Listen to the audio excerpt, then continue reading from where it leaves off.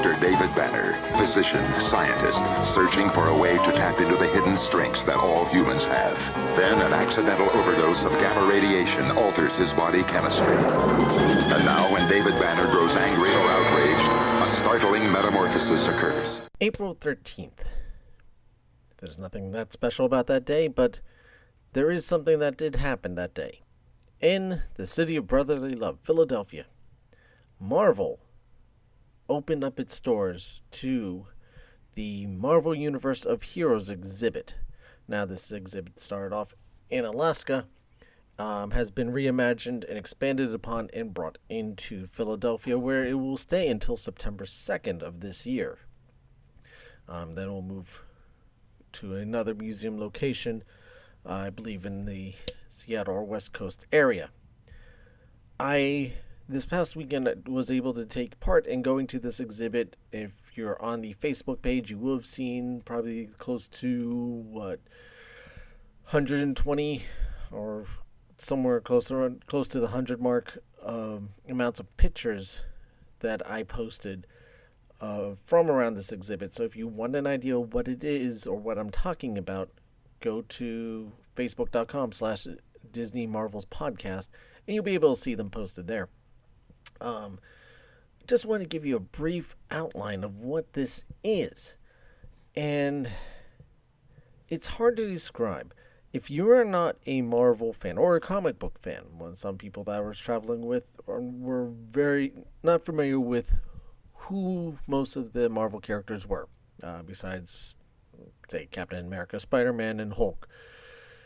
But this was a exhibit that, whether this is your first exposure to Marvel, or you've been a fan of the comic books, or just a fan of the movies, it has something for everyone.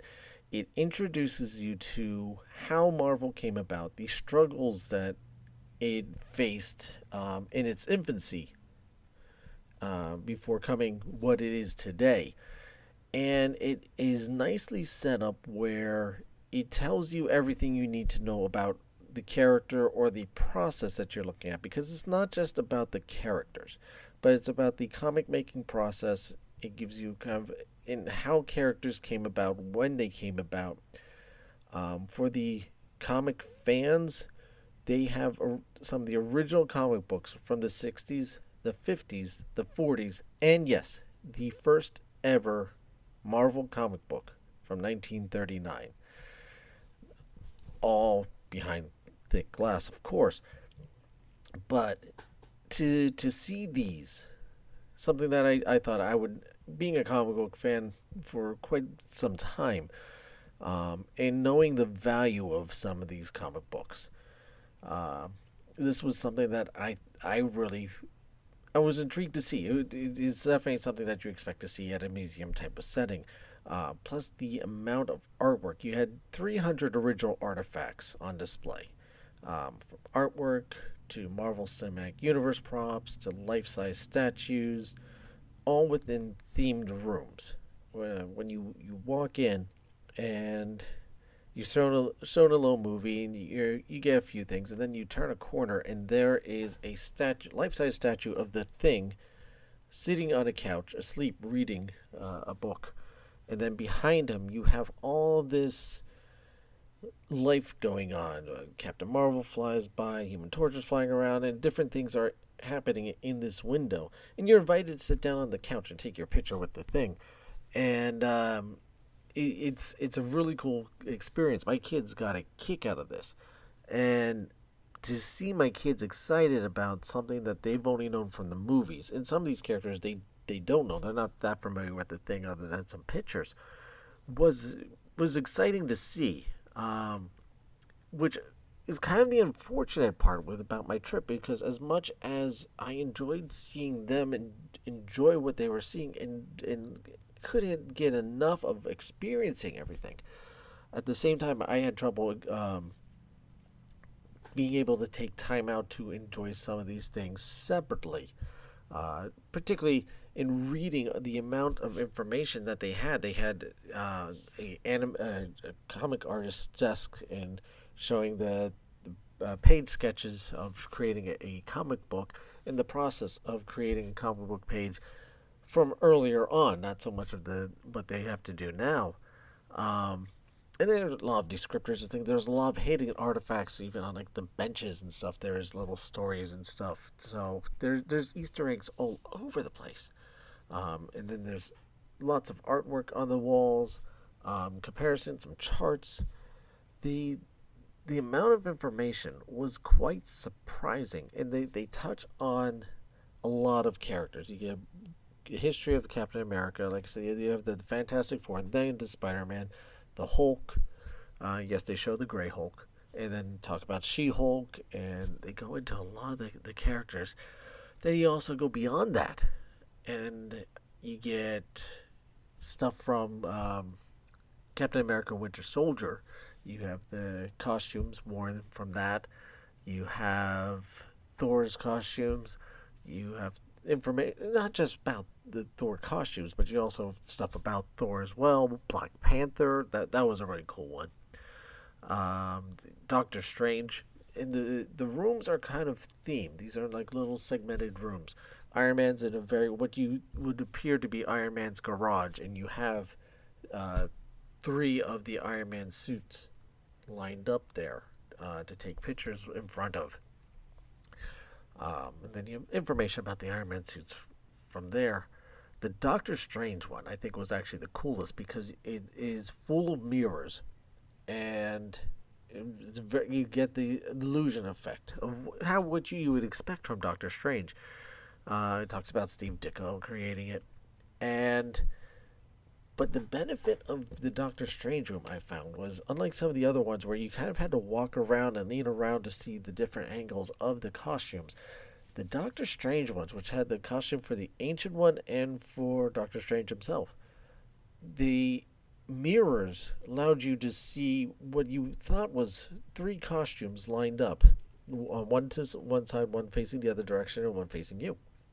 But it wasn't the case because it was just mirrors. It was just the one costume, but you were able to see all aspects of it just by looking forward and not trying to walk around and then missing the details on the back, which I found that fantastic. And then they had the lights going around, and just the amount of detail that Marvel put into this. It could have just been um, a straight walkthrough exhibit, but it wasn't. They really did put their own personal touch on it, which, being such a Marvel fan, was so nice to see. Um, was there more I wish there could have been? I no. It was it was fantastic the way it was. They did bring in stuff from the now canceled Netflix shows. You had Daredevil's costume in there, the dark red one that he wore in I think it was the second season, and some stuff from Jessica Jones. You had the Purple Man suit. My daughter was excited to see something that David Tennant had on. Captain Marvel's green costume was there, and one of the Black Widow costumes was there. And so those were really nice to see, and you kind of get a sense of, again, these are costumes that you see on the screen, and you kind of wonder sometimes how much is digitally affected and touched up for the movies, but to be able to see them in person and the amount of detail that you don't see on the screen that is put into these costumes is remarkable. And like I said, they really walk you through the story of how some of these characters came about, who they are, and how Marvel kept progressing. Because you get, like I said, you get the early stuff and the Fantastic Four and Spider-Man and just more realistic stuff, and then they kind of walk you through the progress of how they expanded out into more of the cosmic stuff with Doctor Strange, and then also bring in Thanos, Captain Marvel, and the expanse of who Captain Marvel is, because you have a statue of Miss Marvel. You have the Captain Marvel costume from the MCU movie, and then you have this wonderful family tree diagram of the all the iterations of the everyone who's worn the mantle of Captain Marvel.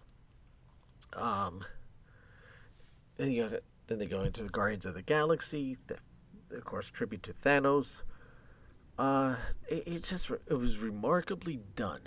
If you are into comic books, if you tolerate Marvel, if you have just any slight, if you're okay with Marvel, and then you enjoy comic books, definitely go see this. If you like the Marvel Cinematic Universe, go see this. Yes, there was a whole section on X-Men. Why am I forgetting that? Of course, stuff for Logan, and which was cool because my kids aren't as familiar with the X-Men movies, and that was the comic book that I always gravitated towards. So to see that touched on too, that was nice. Wasn't as big of an area as some of the other ones, but that was a really nice one. So yeah, if you like any of the Marvel comic books, if you like comic books just in general, if you're just into the MCU, or you're just kind of curious, what is this whole Marvel thing that everyone keeps talking about? I don't want to be bothered watching 23 movies, 22 movies, and trying to catch up on that or read decades worth of comic. I don't have time to read all these comic book things, but I am curious, what is Marvel? Go to this exhibit. If you're in the Philadelphia area, this is definitely something to go see. But if you're not, remember, this is a traveling exhibit. This is something that's going to be around, going to different places, and you should definitely check it out if it comes nearby you. Um, it's going to be in the Philadelphia area till, like I said, September 2nd. So definitely go see it. It's fully immersive, like I said, with life-size scenes and straight from the comic book world. You have the rare hand-drawn images of the iconic heroes such as Spider-Man, Black Panther, Captain America, by the original artists. I mean, these are things that if you're just getting into them, or if you're too young to have seen these comic books when they first come out, you will have never seen some of this artwork. You have concept sketches, props, costumes from the movies, interactive elements. My kids were standing there at one point with headphones on, listening to the original 1960s Spider-Man theme song going on. Um, just like I said, just tons of things. Now, how much is this?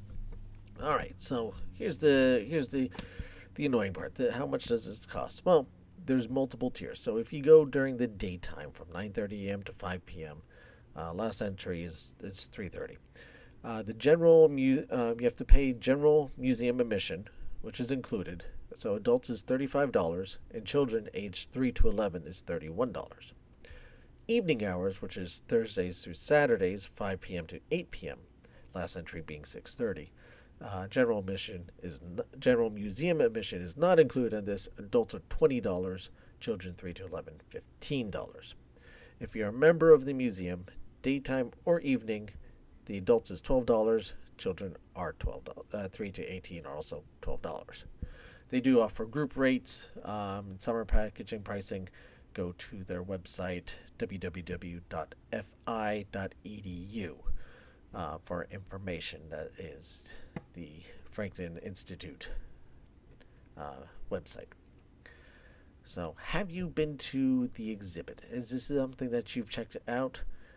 Or did you just look at the pictures that I posted online? And oh yes, remember, since Marvel is part of Disney, you do exit through a gift shop.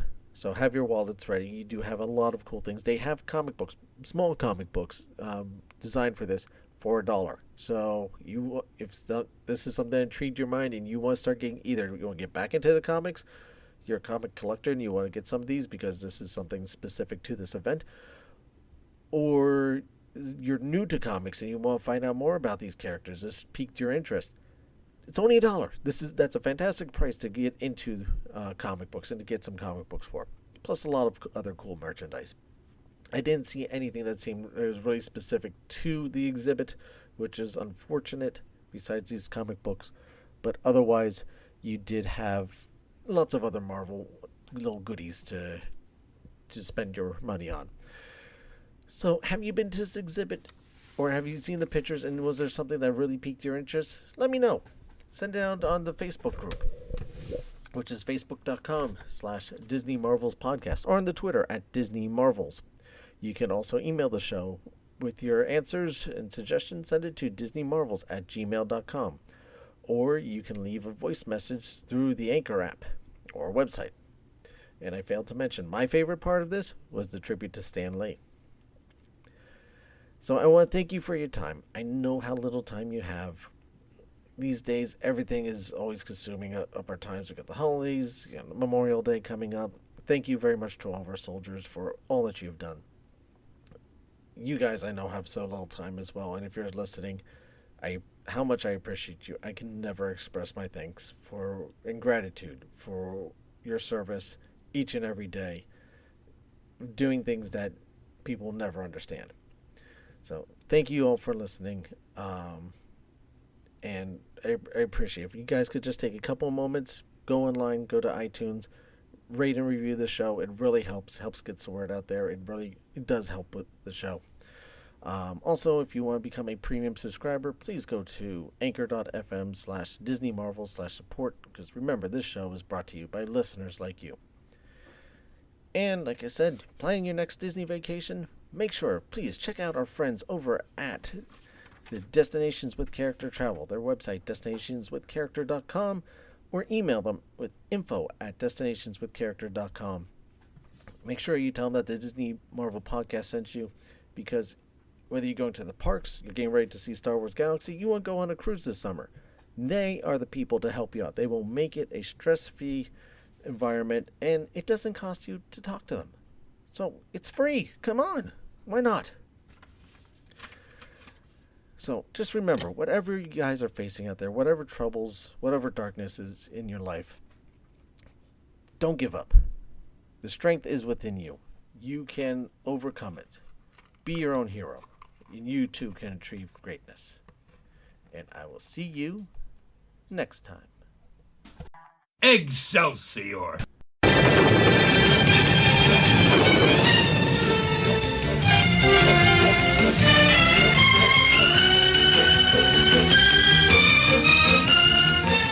Hello and welcome back to Disney Marvels for the week of May 19th, 2019. This is episode 46. Disney Marvels, the show about Disney, Marvel, Lucasfilms, the Muppets, Pixar, Fox, the parks, the cruise line, and much, much more. If it has to do with Disney, it's fair game. I'm your host, Matthew Graken. Whether you're planning your next Disney park vacation, cruise vacation, or just don't know where to start, be sure to contact Destinations with Character Travel, the official travel partner of the Disney Marvels podcast. Email them at info@destinationswithcharacter.com or visit the website at www.destinationswithcharacter.com and be sure to tell them that the Disney Marvel podcast sent you. Now for the news.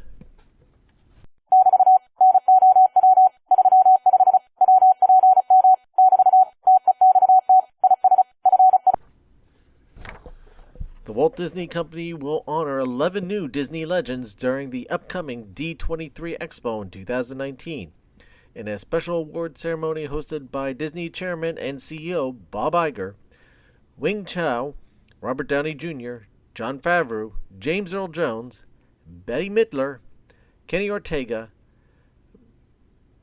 Barnett Ricci, Robin Roberts, Diane Sawyer, Ming-Na Wen, and Hans Zimmer will be celebrated for their significant and lasting contributions to the Disney legacy. Over at the parks, Walt Disney World, Disney Mobile Ordering will be expanding at Walt Disney World to include resort locations. Mobile ordering will be available soon at Everything Pop Shopping and Dining at the Disney Pop Century Resort, the Mara at Disney Animal Kingdom Lodge, and Contempo Cafe at Disney's Contemporary Resort. These new locations will be in addition to more than 20 other quick service restaurants located in the theme parks at Disney Springs. Fox 35 in Orlando is reporting that the Walt Disney Company has announced on Thursday that the University of Central Florida, UCF, and the University of Florida, UF, are now a part of the Disney Aspire Education Investment Program.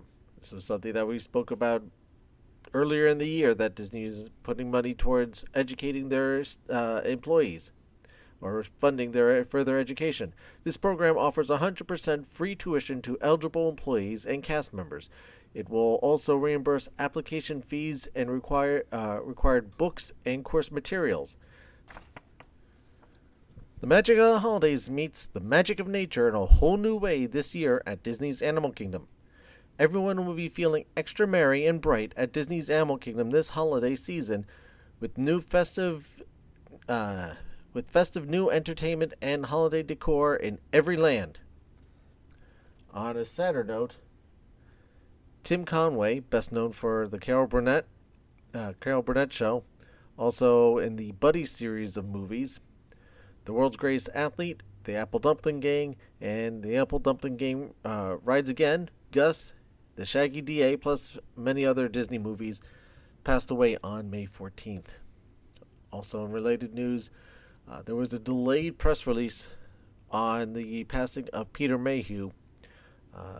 Most people would be familiar with his iconic Star Wars character of Chewbacca. He actually passed away April 30th, but his family delayed the announcement. On to the rumors. From WDWNT.com, according to sources, the new Wreck-It Ralph attraction will reuse the existing Theater in the Round from the Great Escape, Stitch's Great Escape, which is also was used for Alien Encounter, Mission to Mars, Flight to the Moon, but would attach video game style controls to every guest seat. With these controls, guests would be able to somehow be able to interact, play an interactive role in the show, given that Ralph and his friends are in. For the most part, video game characters, this does make some sort of sense. How exactly this is to work, no one knows exactly, but with attractions like Millennium Falcon Smuggler's Run and some of these other more interactive attractions coming on board, it doesn't seem impossible to happen. And now for a short commercial break.